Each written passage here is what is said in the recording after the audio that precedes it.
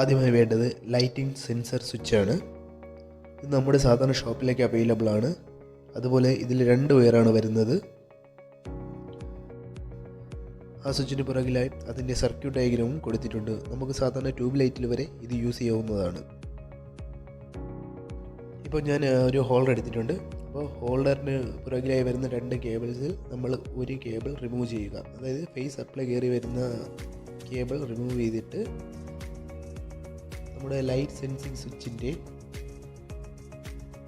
ഒരു കണക്ടറിൻ്റെ ഒരു വയറിലേക്ക് നമ്മൾ ഈ ഹോൾഡറിൻ്റെ ഇളക്കിയ വയർ കണക്റ്റ് ചെയ്യേണ്ടതാണ്. അതായത് മെയിൻ വരുന്ന സപ്ലൈ ഉള്ള വയർ വേണം ഇതിലേക്ക് കണക്റ്റ് ചെയ്യാൻ.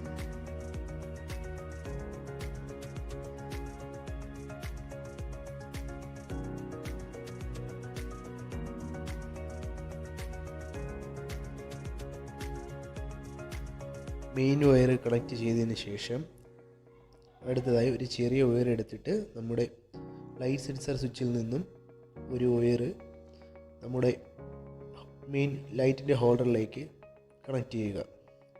ഈ വീഡിയോയിൽ കാണുന്നത് പോലെ നിങ്ങൾ ചെയ്യുക.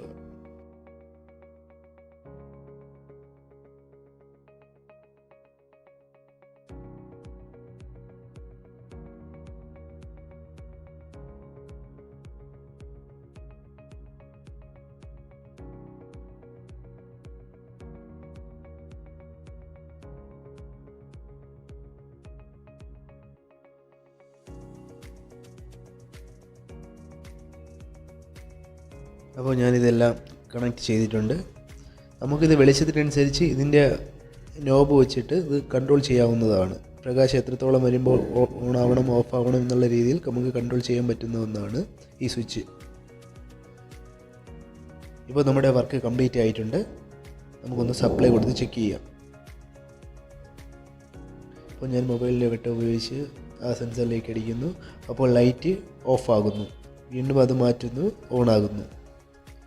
അപ്പോൾ നിങ്ങളെല്ലാം ഇതൊന്ന് വീട്ടിൽ ട്രൈ ചെയ്ത് നോക്കുക. വീഡിയോ ഇഷ്ടപ്പെട്ട് കഴിഞ്ഞാൽ ലൈക്ക് ചെയ്യുക.